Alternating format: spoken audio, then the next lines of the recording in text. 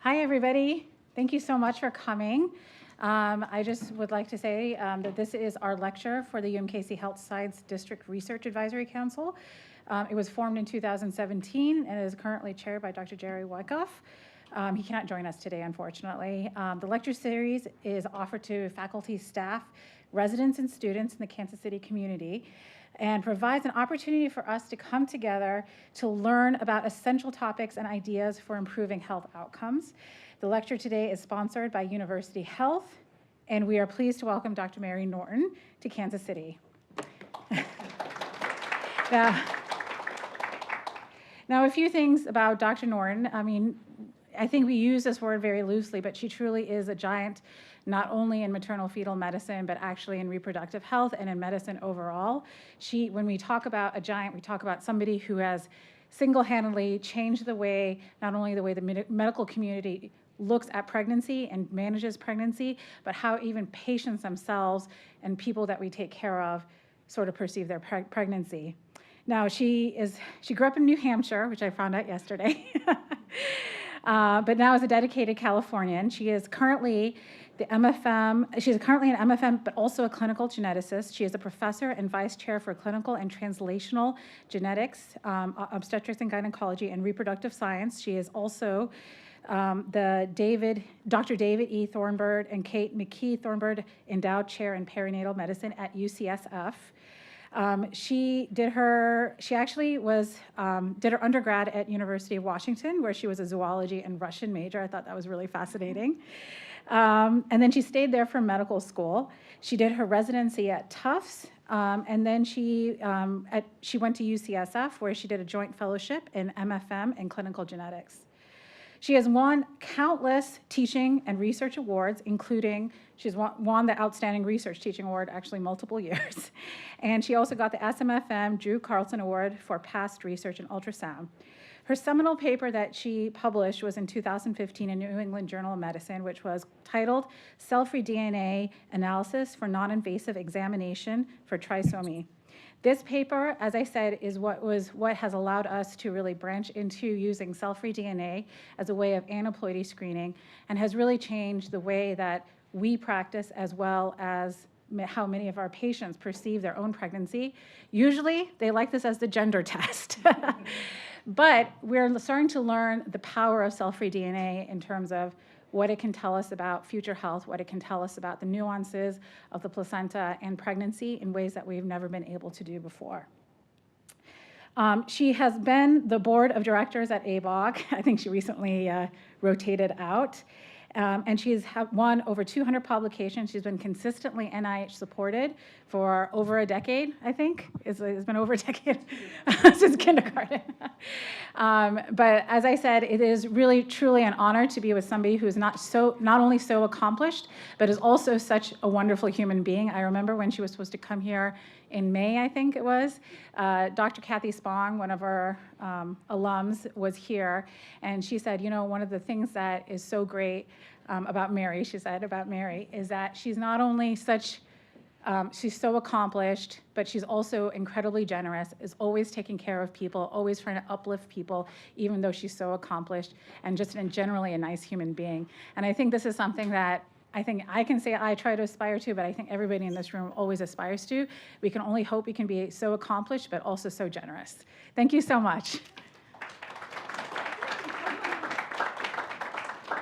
Thank you so much. I think that was the nicest introduction I've ever heard. So that was great. And thanks for having me. It's been really a whirlwind trip. I'm less than 24 hours here, but we had a great dinner last night. I thought when you said giant, you were going to talk about what I ate last night, but yeah, and it's been really fun learning about all the great things that you guys are doing here. So it's, anyways, it's a pleasure. And I'm so sorry. Your phone? Yes. Sorry. That's gone off. Good. So I'm going to talk about, there's so much to talk about in the field of prenatal genetics. It's just changing so quickly, and I could go on and on, but you have to sort of focus. So I'm going to talk about some of a little bit of history of prenatal diagnosis, not a lot, and then talk about cell-free DNA, which is one of the big areas, obviously, of non-invasive testing that we're able to do now, and really where I think the future of the field is going, which is super interesting and exciting. And it's nice to have sort of a smallish room and not so many people. So if you have a burning question, feel free to raise your hand, interrupt me. I'm happy to, it's fun to not just talk, but to be kind of interactive. So do feel free to ask me questions. I have no lucrative disclosures, sadly enough. So, one of the things about prenatal diagnosis, and it's kind of interesting when you think about the fact we are very good at predicting future technological developments. We're not always very good at predicting how the culture is going to change, and it's really interesting to think about that. But in the field of prenatal diagnosis, when I was training, the only thing we worried about was detecting Down syndrome. Not that Down syndrome is the most important thing in the world, but it was the thing that we could test for. We had a karyotype that could test for that. And we knew that older women were at increased risk, so we sort of had a screening test, how old are you? And we had a diagnostic test of a karyotype. And we had a very, there was not really anything we could do about Down syndrome except offer people pregnancy termination. So we had this very simple paradigm of we would screen for Down syndrome. If someone had it, we would offer them termination of pregnancy. It wasn't very satisfying, but that was sort of what there was. And the field now has changed dramatically to what we call precision medicine, where really we're focused on more comprehensive, earlier detection, accurate diagnosis of many more things. And then for many of these things, increasingly, which is one of the really exciting things in the field, is there are now treatments for many of these things. And although many of those treatments are developed for children and later in life, many of them can and are being applied to the fetus. So I'll talk a little bit about that at the end. So many of the developments in genetics are technological advances, and it's interesting. There was a quote from Steve Jobs where he said, the customer doesn't know what they want. Like he developed, whoever thought that they really needed to have something they could hold in their hand and check their email, but lo and behold, like none of us can live without it now. And genetics is a little like that. Like the field develops these tools, and then they hand it to the clinicians and say, you figure out what to do with this. So the field has evolved from, simple karyotyping, like when I was I guess I wasn't around quite when karyotypes were this bad, but there was, all they could do was a karyotype, and you couldn't really even tell the chromosomes apart. They just bunched them by size. And they could tell the 21 chromosome. They knew that was Down syndrome. That was sort of the extent of it. To now we're doing whole genome sequencing, right? We'd look at all the 3 billion base pairs in people. And the challenge really now is figuring out, like we knew what Down syndrome meant, but figuring out what all these sequence variants means is really the biggest challenge that we're faced with now. And again, really one of the big developments, as you know, in prenatal diagnosis is now we can do things non-invasively, and I'll talk a little bit about why that's sort of a little bit for better or for worse. At least when you're doing a diagnostic procedure and you're going to be putting a needle into a patient's abdomen, you have to explain what you're doing. Whereas if you're going to do a blood test, they're getting 10 tubes, you add an 11th, they don't really necessarily know until you say, well, I've got to tell you about these results, and I know you didn't know you were having this, but we've found out X, Y, and Z, complicated thing that you may or may not have wanted to know. Most of these people want to know if it's a boy or girl, and for many of them, that's what they think they are getting. So at the same time that our testing has gotten so much better, the world of fetal therapy is also evolving from, the first in utero fetal therapy was really blood transfusions for Rh disease, and subsequently there have been many surgical procedures where we repair physical anomalies that we can see. That's getting more fetoscopic and less invasive and morbid for the mother. But now we're in an era where there's more molecular therapies, so things like stem cell transplantation, enzyme replacement therapies that are done in children for genetic diseases. We're now able to do some of that, and that's really where the field is going in the fetus. And for some conditions, there are reasons that it may be doing it prenatally before there's been permanent injury to the fetus may be the way to go. And that's really sort of a exciting part of fetal diagnosis and therapy. So just sort of one of the basics of congenital disorders that are important to understand, important for patients to understand, is there are many different types of congenital diseases, right? There's many different things that can affect a fetus or a pregnancy. Structural malformations make up the big chunk, things like congenital heart defects, spina bifida. Chromosome abnormalities make up about 20% of the total that we see in the fetus, and about half of that is Down syndrome. So when you think about it, if that's what we're focusing on, we're leaving 90% not even addressed, right? We're focusing on one condition or a couple of conditions that make up a relatively small percentage of the total that can happen. And then there are the single gene disorders, the things like cystic fibrosis and spinal muscular atrophy, that are, the familiar genetic disorders.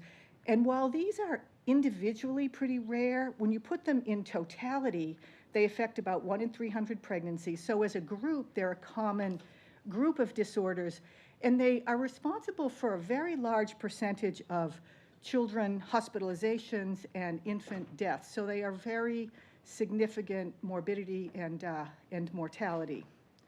And at the moment, although our genetic tools are evolving, there is not a one test for all of these things, right? Most of these things you have to do a different test to get at each of them, which makes it complicated. So obviously structural malformations we find by ultrasound. This can be done earlier and earlier. I'll talk a little bit about that. Chromosome abnormalities we look for with karyotype and can now screen for with cell-free DNA. These genetic disorders are what we do exome and genome sequencing for. Expanded carrier screening is mostly focused on autosomal recessive disorders.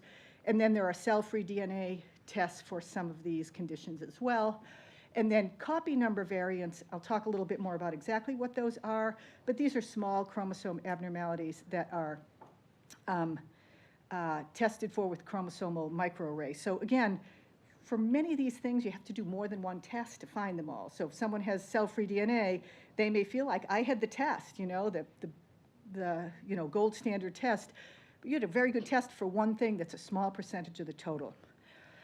So just to talk a little bit about the background of cell-free DNA and how that was discovered, before this was, it was realized that this was available, there were decades and many millions of dollars trying to get individual fetal cells from the maternal circulation, and there were years and years of study.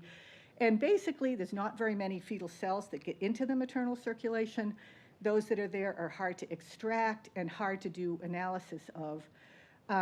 But back in the 1990s, it was realized that there are small fragments of cell-free DNA in patients who have cancer. And there was research being done on that. And Dennis Lowe was working on cancer. And he had, this is a really great story. He had one of those aha ideas where he thought, I wonder if there's any of this cell-free DNA actually in pregnancy.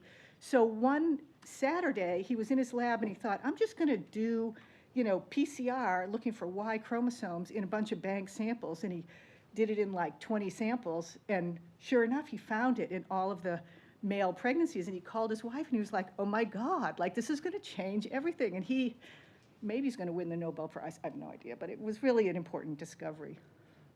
And it is kind of cool that it was just like one afternoon, had an idea. So of this cell-free DNA in pregnancy, one of the things that's important to know is that if in a pregnant patient of the cell-free DNA in her bloodstream, most of it is hers from her own cell breakdown, about 10 to 15% of it comes from the placenta. It's not directly from the fetus.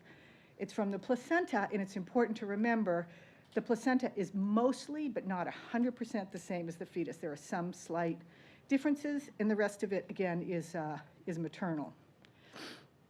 And so the way the analyses are done, it's a little different in different labs, and this is a little bit of a simplification, but basically, sequencing is used to sequence all these little fragments are there. The fragments are quite small, and based on the sequence of base pairs, you can tell which chromosome it came from, and then it's a bioinformatics question of, is there overrepresentation from a certain chromosome? So if there's more than there should be from chromosome 21, that's suspicious for Down syndrome.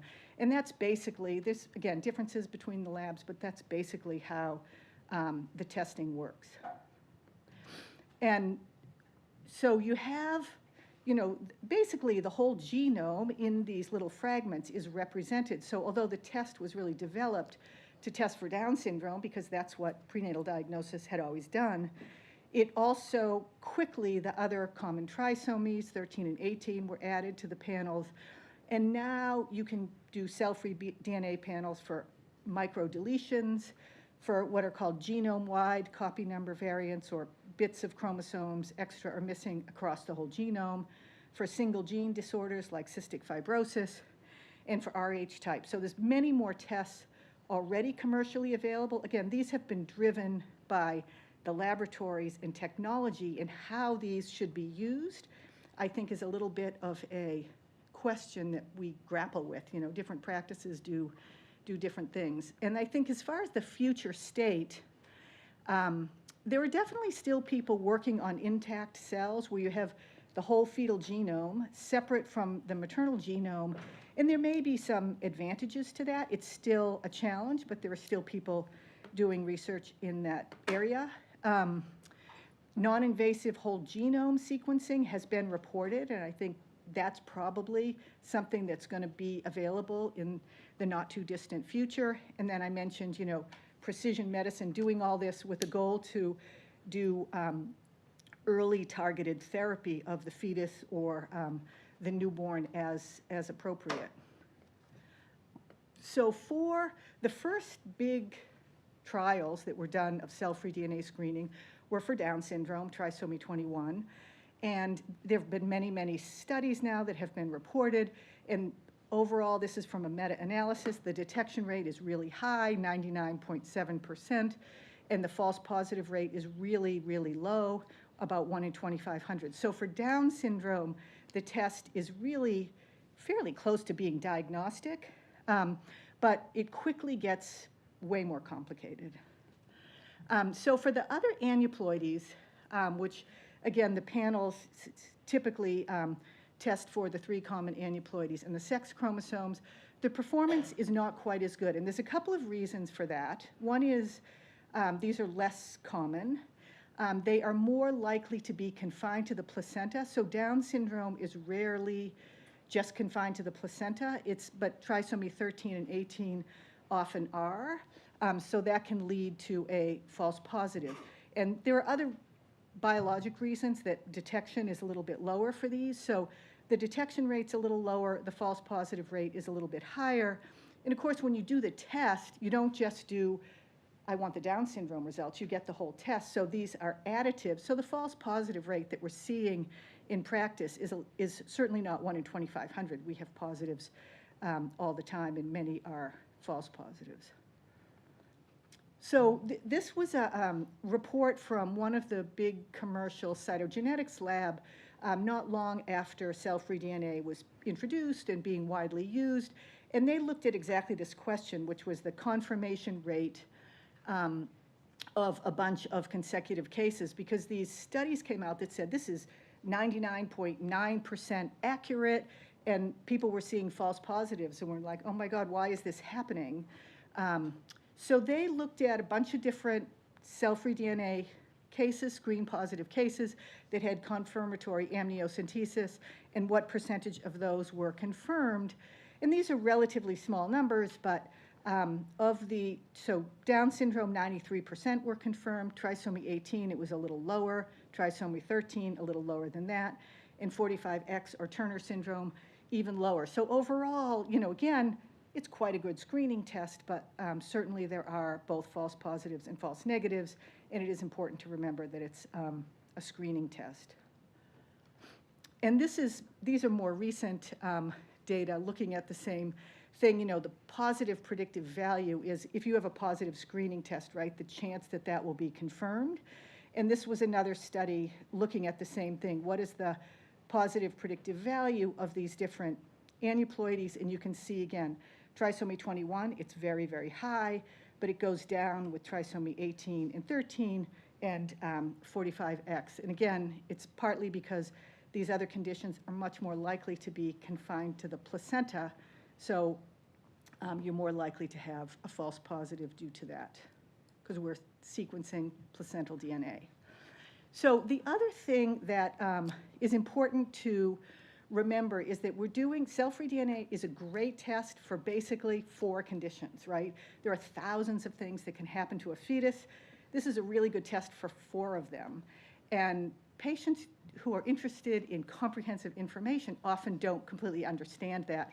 And this is a quote from an actual patient who said, you know, she had a fetus with something else. She had her normal cell-free DNA test. She had a baby then with a diaphragmatic hernia that had an amnio and had a complicated chromosomal abnormality. This is not a HIPAA violation, real patient. This is from the internet. But that was the quote.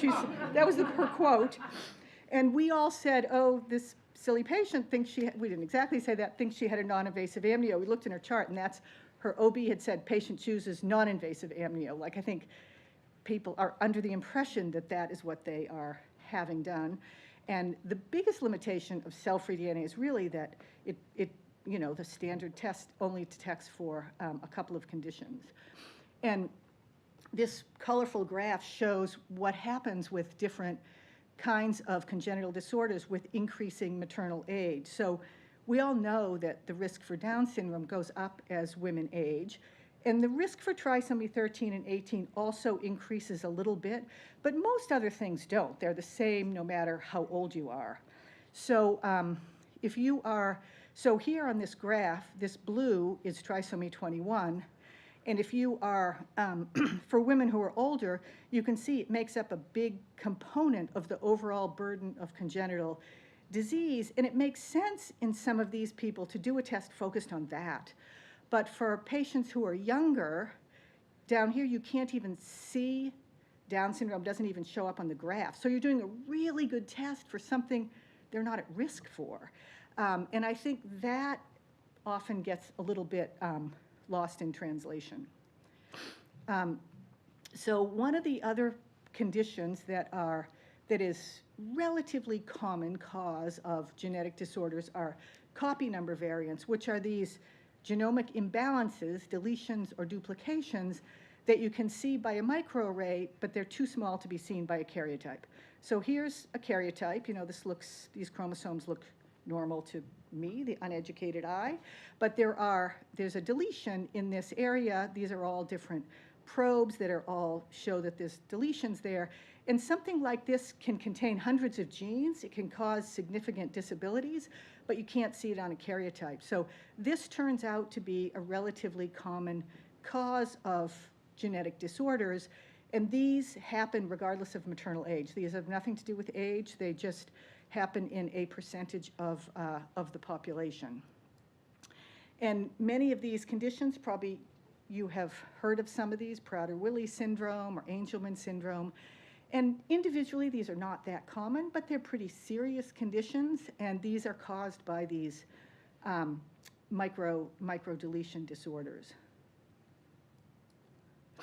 And there was a landmark study published about 10 years ago looking at the detection rate of microarray for copy number variants in patients who had after a normal karyotype. What was the additional information that was gained by microarray? And so they looked at, I think it was 4,400 patients.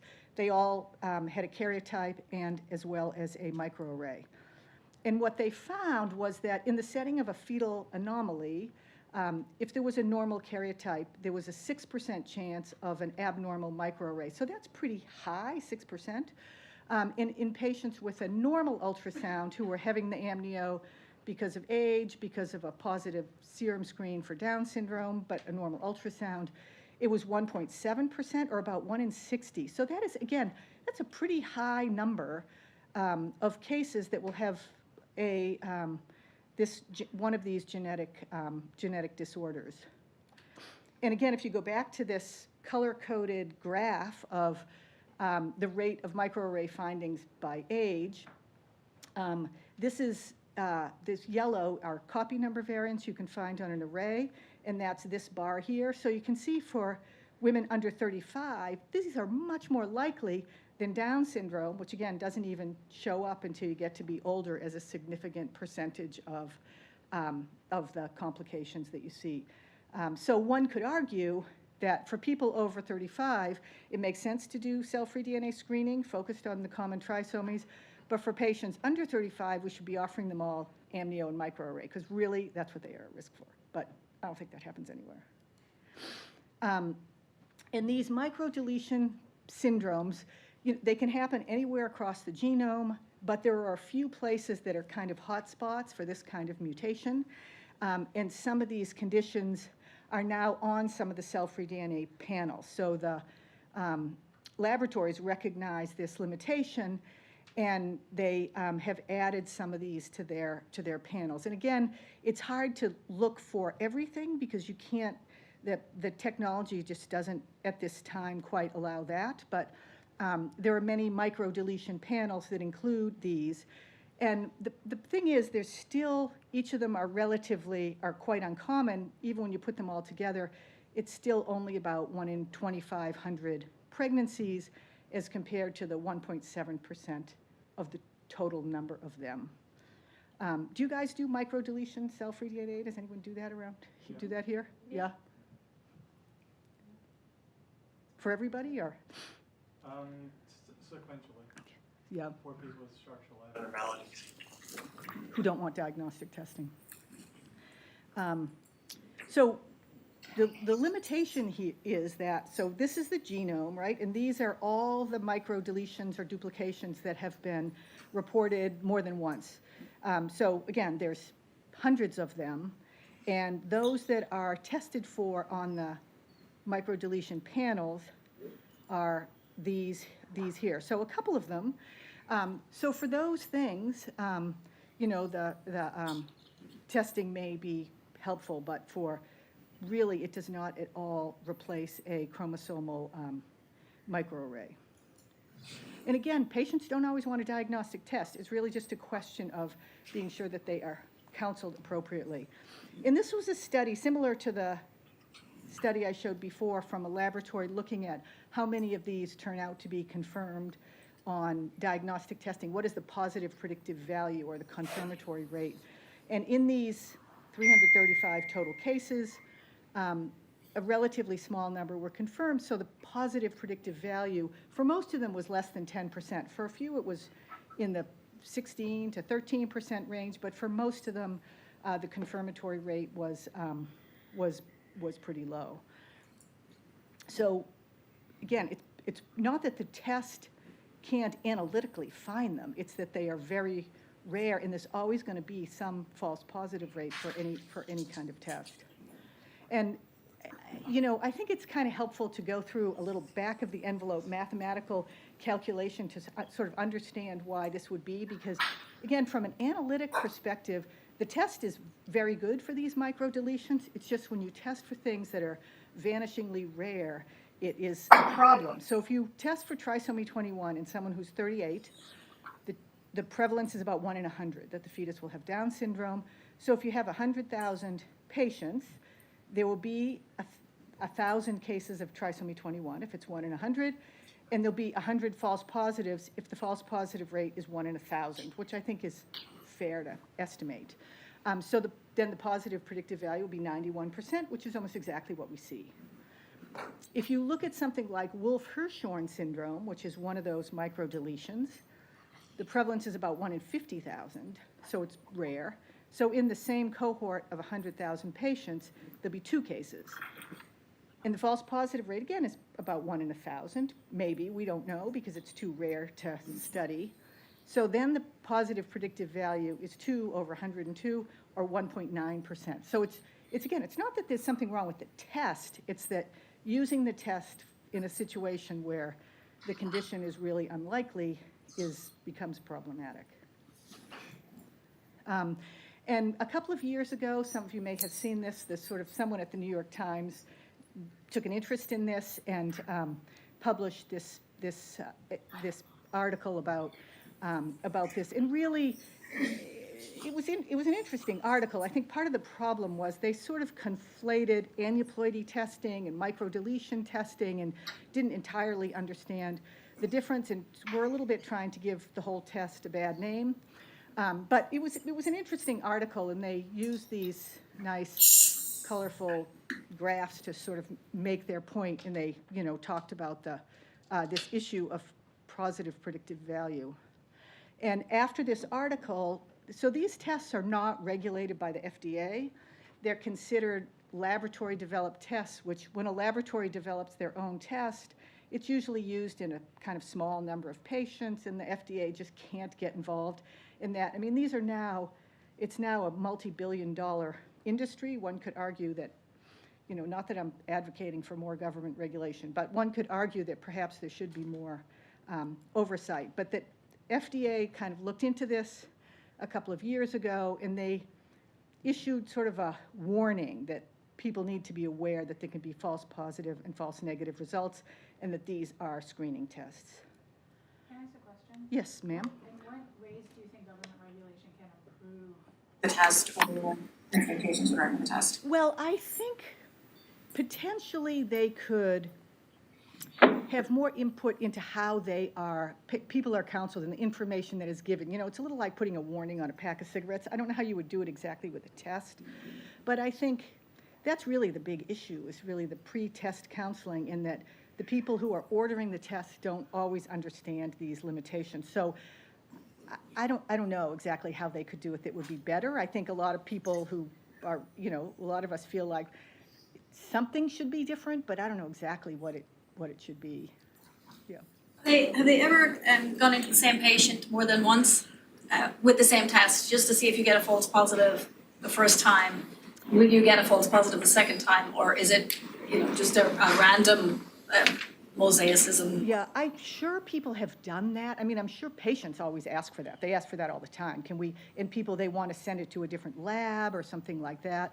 I'm not aware of anyone actually ever, doing that systematically and reporting it. The one thing somebody did do is they drew blood on non-pregnant women and sent it to sent a couple of samples to all of the laboratories, and several of the laboratories reported normal female fetus.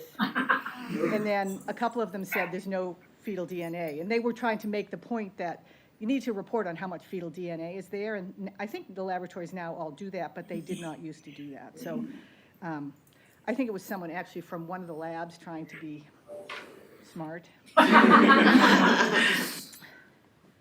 So at the same time that we're doing all this non-invasive testing, patients are having far fewer diagnostic tests. So when I was a fellow, I was very lucky. Everybody was having a diagnostic test, and we used to do 100 amnios a week and 100 CVSs a week, and I did thousands in like a month of my fellowship. And nothing like that happens anymore. And the rate of diagnostic testing has gone down significantly, first with just the introduction of first trimester screening with NT and serum, and then cell-free DNA. It's really dropped precipitously since that time. And ironically, at the same time, big studies keep coming out of the loss rate of amnio and CVS, and every study, the reported loss rate is lower, and it's now, ACOG, based on one of the more recent meta-analyses, now quotes a rate of about 1 in 900 for pregnancy loss. So amnio can test for more and more, the loss rate's lower and lower, but patients still would far prefer to have a non-invasive test, which you can't blame them.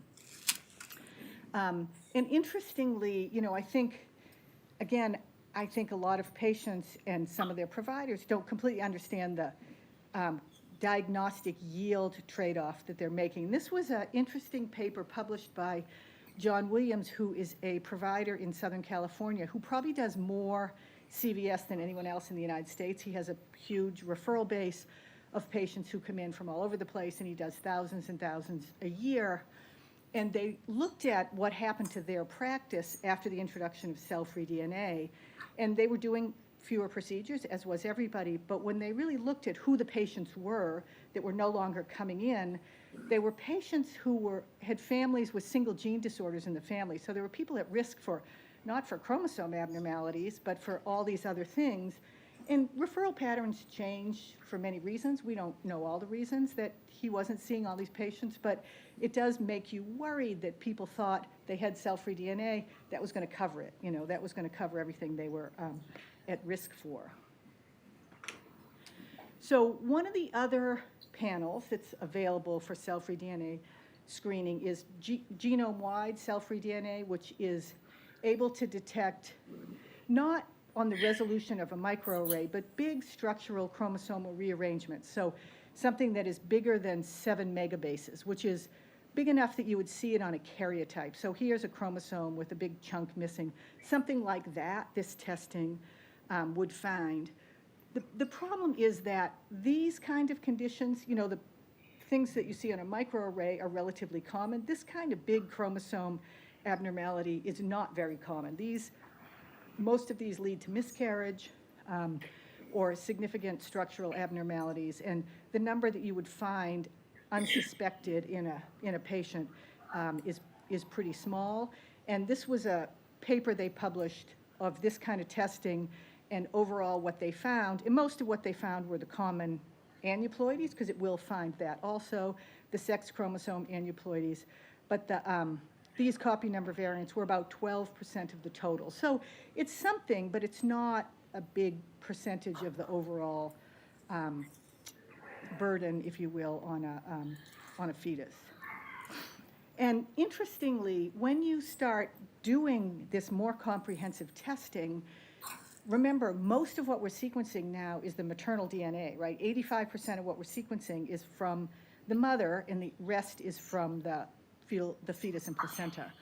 And this was an editorial that Diana Bianchi wrote about this topic, that we now are finding things that are actually in the mother, they're not in the fetus.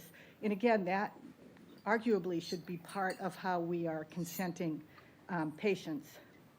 So in particular, one of the things we're finding is malignancy. So remember, this whole area first started with testing for cancer, and the so-called liquid biopsy, which is being used now in detection of cancer, monitoring of response to treatment for cancer, recurrence of cancer, and there's a lot of interest in cell-free DNA on the cancer side. And if you have a pregnant patient who also happens to have cancer, you may find that through their cell-free DNA test. And this was a patient that we saw a couple of years ago, and she had her cell-free DNA test done, and it came back positive for monosomy 13, so one missing chromosome 13, positive for monosomy 6, positive for trisomy 18, and negative for Down syndrome. So the genetic counselor showed it to me, and I said, yeah, there is no way she has a fetus with all these chromosome abnormalities. She probably has cancer. So the patient came in, and I saw her for an ultrasound at 13 weeks, and we do a pretty detailed ultrasound evaluation at that age, and the fetus looked totally normal. So, you know, these, again, totally implausible results raised concern for malignancy, which has been seen particularly when there are multiple aneuploidies. And interestingly, she was a physician. I think she was an internist. And I asked her about her medical history, and she said, well, I have this lymph node here. She said, but, you know, she was a typical doctor. She said, I did an ultrasound, and it looked fine to me. So and I said, well, I think maybe you should get a biopsy, a little bit more evaluation for this. So she went and had a MRI, and she had lymphadenopathy everywhere. She had, this is in her chest, this is all lymphadenopathy, this is around in her retroperitoneal space, and this is down in her inguinal area. And she did have a biopsy, and it was a B-cell lymphoma, which I think they thought was pretty treatable, but it was just an interesting incidental finding that she would have eventually become aware of it, I'm sure, but that was found because of this false positive result. And again, so what happens is now you have cell-free DNA from the mother, from the fetus, and from the tumor. And here's, this is the maternal, then there's the fetal, and then there's the tumor on top. And most of these tests don't distinguish that. So they'll just tell you there's overrepresentation from these areas. And these chaotic patterns are what one sees sometimes with cancer. And this was a study from the Netherlands where they have a healthcare system, a national healthcare system, and their standard is genome-wide NIPT.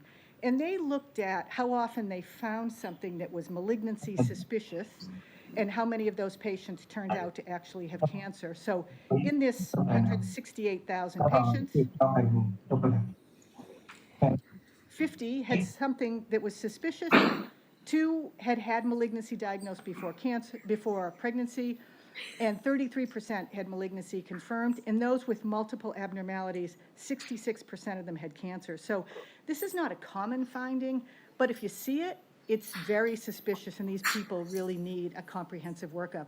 And actually, they can go to the NIH and have that done, and everything will be paid for, but that's a lot of travel, and we have a protocol for working these people up, which we don't have to invoke very often, but we find stuff. How often do you see it in your practice? Not often. I mean, once a year, maybe a couple times a year. Yeah, interesting. I think we've had a case where in the past 2 years, but that was interesting. Yeah. It presented in a similar way, so I was just curious. Yeah. Where did you send them to? We did the evaluation ourselves. So we talked to our radiologist because I think when they do the MRI, there's a certain protocol they want to do sort of a whole body screening MRI is different than other things. So we talked to them about that we didn't know what kind of cancer it might be, and they did the MRI. And then, there's a couple of published protocols for other things you do, like a stool guaiac test and a CBC and metabolic panel and some sort of routine screening test. There's a couple of things published on what to do. And we've had one person that the whole workup was negative, and she came back a year later and had cancer a year later. So it was probably early detection. So one of the other things that people are doing is single gene tests. So for those single gene disorders like cystic fibrosis and Noonan syndrome and other things, and finding things that are paternal or that are de novo, they're not inherited, they just happen in the fetus, is pretty easy in the background of all the maternal DNA. But things that are inherited from the mother are more difficult, but not impossible to find. And these de novo variants, or these gene variants that aren't inherited, they're sort of new mutations in a fetus, turn out to be pretty common causes of human disease. And when we do prenatal sequencing, these are many of the things that we find. Again, you wouldn't find them by carrier screening, and routine cell-free DNA doesn't find them, but they are not uncommon. And the average newborn has about 60 new point mutations, it's estimated, and this goes up by 1 or 2 mutations for each year of age of the father. So turns out advanced paternal age can also be a problem for different kinds of disorders. And most of these don't cause disease. They are just how the population evolves, but some of them do. And some of the common things like achondroplasia increases with increased paternal age. Some of these other craniosynostosis, skeletal disorders, also more common as the father ages. And there's a small effect of maternal age, but it's mostly a paternal age issue. One question around that, sorry. I know that historically that you always said is autosomal dominant that comes with maternal age, but has there ever been like a observation about compound in terms of like both the mother and the father versus like one of them being younger versus, do you know what I'm trying to say? Like, so they get 2 new mutations, or is it worse to have both parents be old? Yes. I think it happens in the germ cells. I think it's really just the age of the father. It's hard to tease out because usually parents are similar age, you know. Right.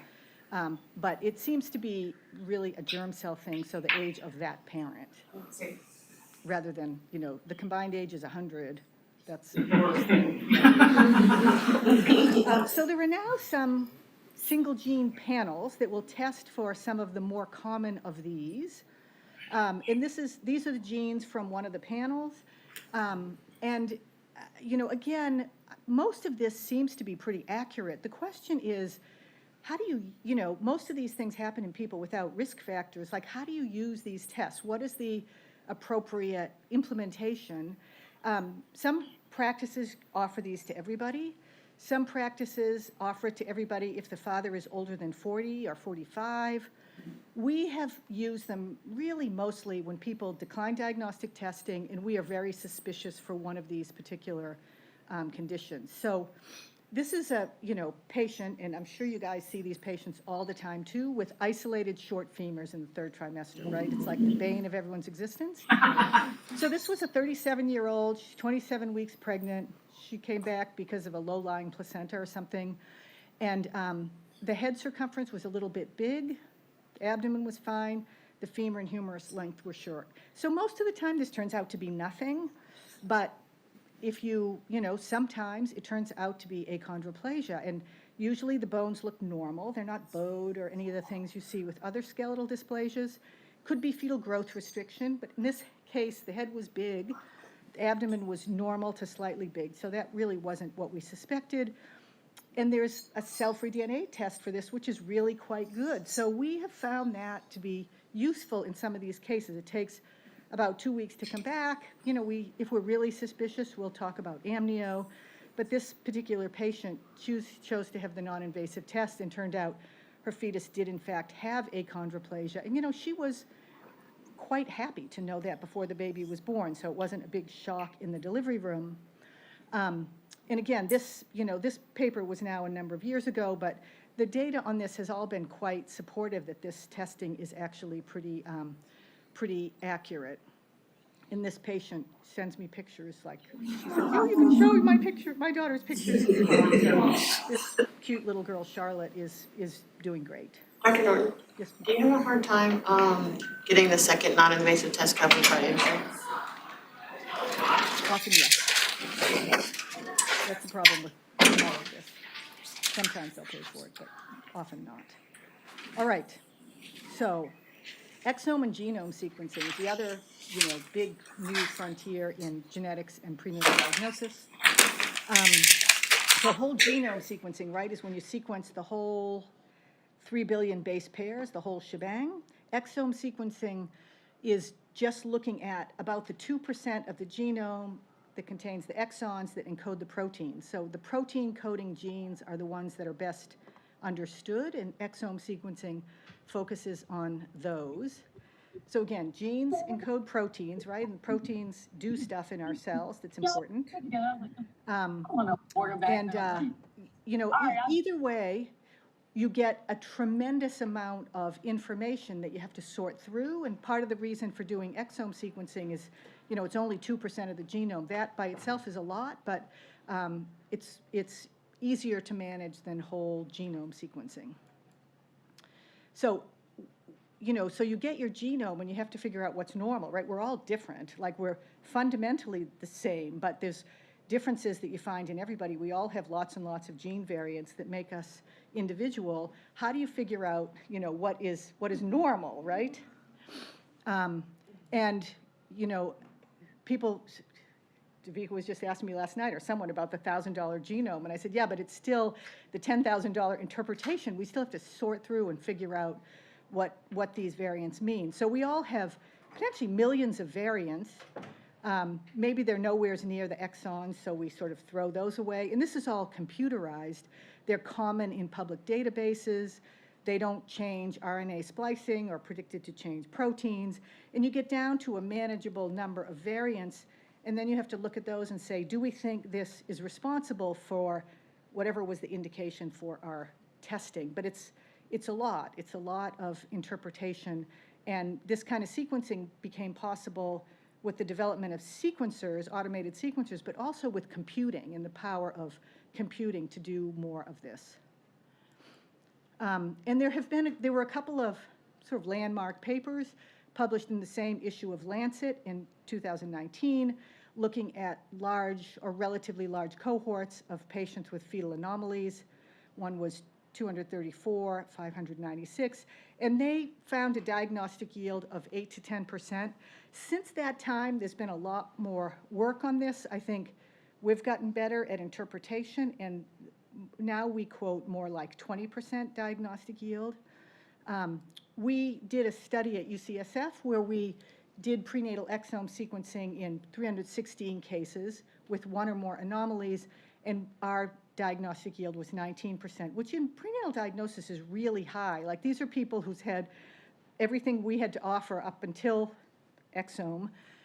They had normal microarray, and to find an answer for 1 out of 5 was great and had a big impact on these patients. And this was a, sort of typical patient that we saw in that study. So this fetus had, you can see this is the fetal head, and there is quite a bit of subcutaneous edema, mostly around the head, but also you can see it around the face. The profile looks kind of funny and coarse. And there was big-time polyhydramnios. You couldn't see the stomach. The fetus wasn't moving very well. And her AFI was 57. And the biometry, so she was 28 weeks. The head was big. It was almost 4 weeks ahead. The abdomen was very large, and there was not ascites or anything. The humerus and femur were normal, pretty much. So we knew this was probably something genetic, but so she had an amnio, and we did exome sequencing, and that was pending for a while, and she developed preeclampsia and had to be delivered, and the baby was born with very hypotonic and had high drops, and multiple anomalies, and was having seizures, and which they thought were metabolic, which is what one would think in a newborn.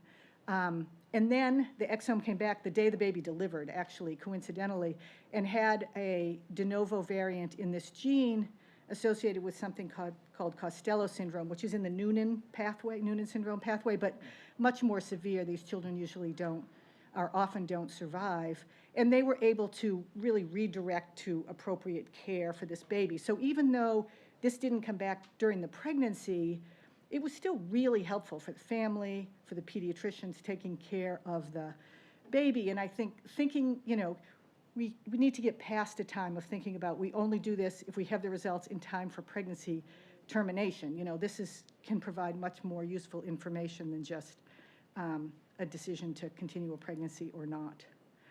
And the one thing I just want to mention quickly, the other thing that we are doing a lot of now is first trimester detailed anatomy examination. You can see almost all the fetal anatomy quite well at 13 weeks. I tell patients the one structure that really hasn't developed much is the brain, and we can't say a lot about brain development yet. But the other organs have mostly formed. They're tiny. It's just a question of looking at them carefully. And there are practice guidelines from ESWAG and the American Institute of Ultrasound in Medicine for performing these examinations and looking at all the structures that we look at the 20-week exam. And we see everybody at 13 weeks, and they have a nuchal measurement. Even though they're having NIPT, it's really just to make sure they're not at risk for other things. And they look at the arms and legs and, the various fetal parts. And if they're worried about something, or if the patient's high risk, we have a specialty clinic for 13-week detailed ultrasound. And again, you can see a lot. We do a complete examination of the heart, ventral wall, here's the spine, the hands and feet are quite easy to see. And some of the early brain development we can evaluate as well. And many disorders you can see, this is a omphalocele, gastroschisis. This is a patient with acrania and encephaly and a limb anomaly. Like, we see all kinds of things. When you start looking, you find stuff. That was a Dr. Seuss book. Didn't he say that in something? So this was a patient. She came in for NT screening, and they said, something looks wrong with the spine. So we saw her, and this is the spinal cord, but there's no vertebrae, right? So usually you should see bones by now. This is what it should look like. And this is the fetal head, and you can see there's no skull, right? It just looks all homogeneous. And this is one of the arms that had, fractures and bowing. So we said, this is some kind of skeletal dysplasia. And she had a CVS, and we did exome sequencing. We said, this is not a copy number variant. This is not a chromosome problem. This is a skeletal dysplasia of some sort. And she had diagnosis of something called hypophosphatasia, which is autosomal recessive. And we had that answer for her by 16 weeks. And then in her next pregnancy, she was able to have pre-implantation genetic testing and avoid this altogether. So this is why we do it, right? This is like a big save for this. Not a save. I mean, she had this pregnancy, but very helpful to give her this answer. So that one other quick thing I'll say about this area is that, the push now from some of the patients, especially people who are, information seekers, which we have a lot of in San Francisco, is they want exome sequencing even though they have a structurally normal fetus. And this is often people who had something happened in their prior pregnancy, and we can test for recurrence, but they say, I've learned that all kinds of things can happen. Or they say, I grew up next door to a kid with X, Y, and Z, and I want to make sure that doesn't happen to my family. One of the important things is, even with fetal anomalies, sorting out and interpreting these data can be complicated. And if you don't have any supporting clinical features, and you're testing for thousands and thousands of quite rare things, you get into the whole positive predictive value problem. And you have no, you're doing a screening test without an option for diagnostic confirmation, right? There's no confirmatory testing to back it up. And arguably, you shouldn't be making any kind of clinical decisions based on a screening test. So this is something that people are grappling with because it's available and patients are starting to request it.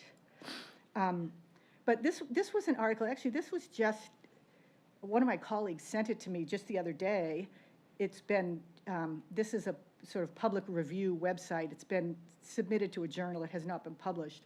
But they did genomic testing in a cohort of about 500,000 people in Taiwan, and they looked at known deleterious variants in 292 genes and looked at the difference in developing the disorder of interest in people with and without. And most of the variants, there was no difference in the population, whether they developed these conditions. And these weren't things that we really think about as much in prenatal diagnosis, but it was things that people are doing a lot of testing for, like BRCA and other things.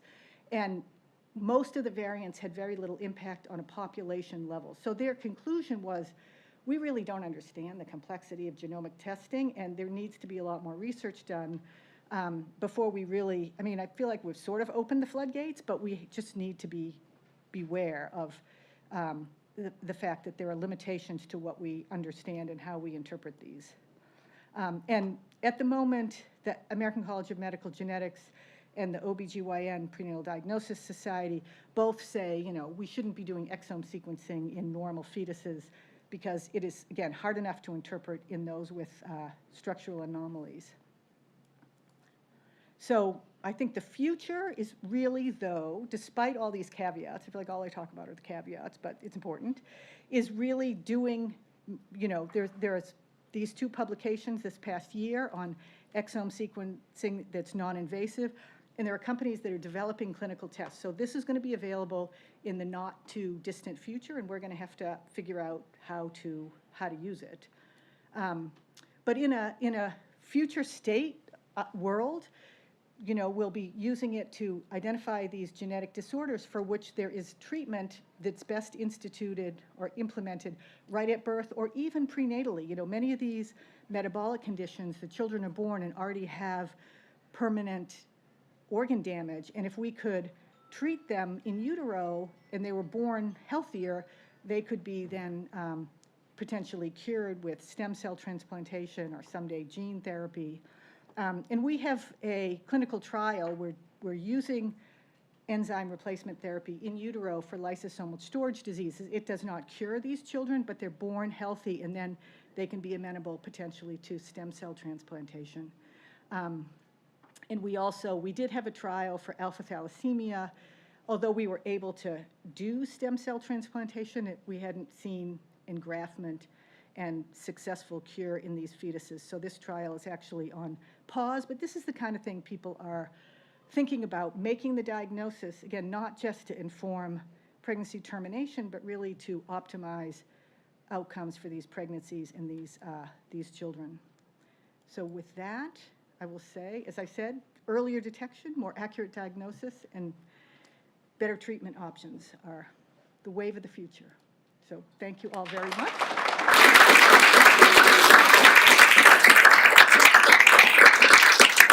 Yes, sir. I know you have to get to the airport, I know, I'm sorry. but Depending on your question, I might have to just. now that the Nobel Prize was awarded just a couple of weeks ago for microRNA, Yes, sir. what do you see as the potential for the microRNA having impact on gene expression and some of the things that we kind of attribute to decreased penetration and other kinds of things?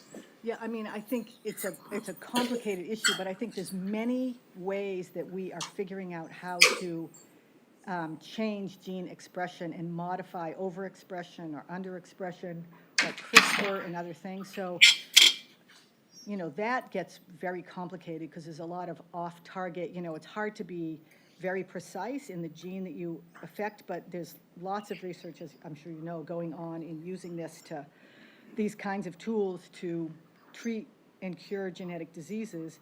I think every time we feel like we've really made progress, there's some great complication and people sort of pause. But I think, yeah, that's the future. We're going to look back at this time and say, we had nothing to offer, and now we can, cure all of these things, so. And with the increase in direct-to-consumer testing, are there moves to, use that information and to integrate it, with standard clinical testing?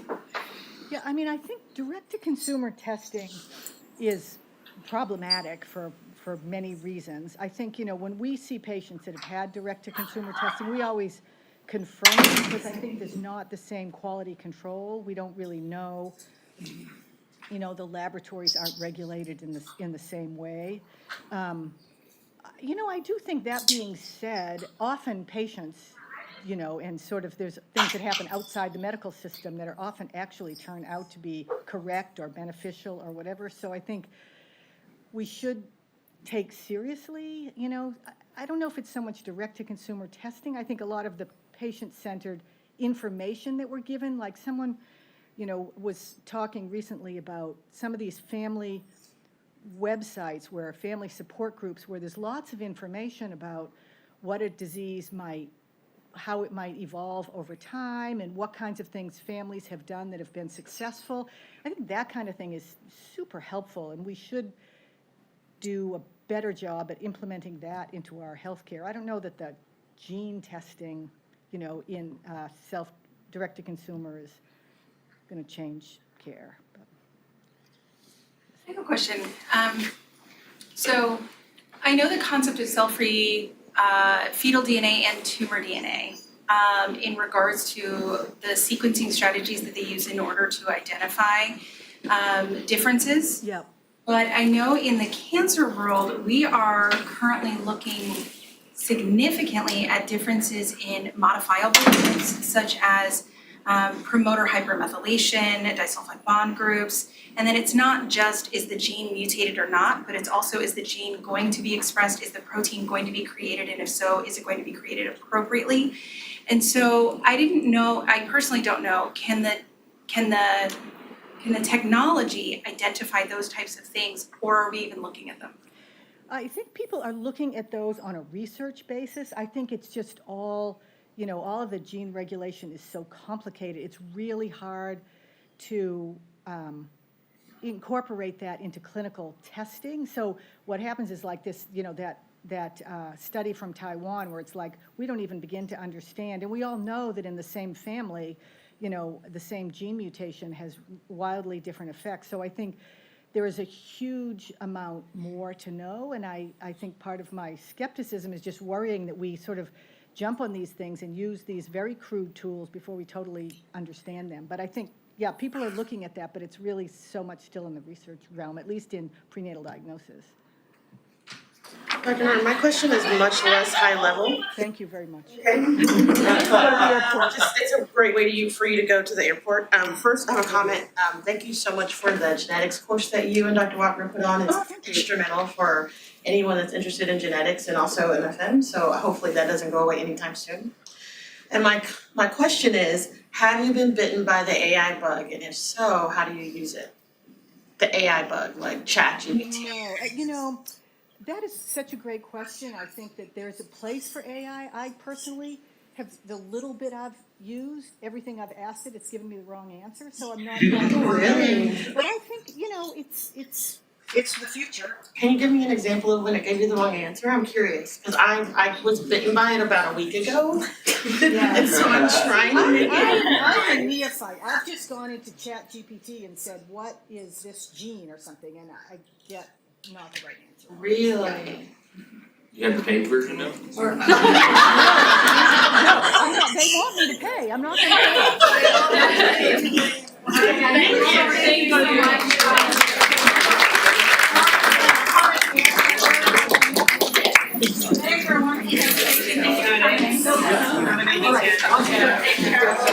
Thank you so much.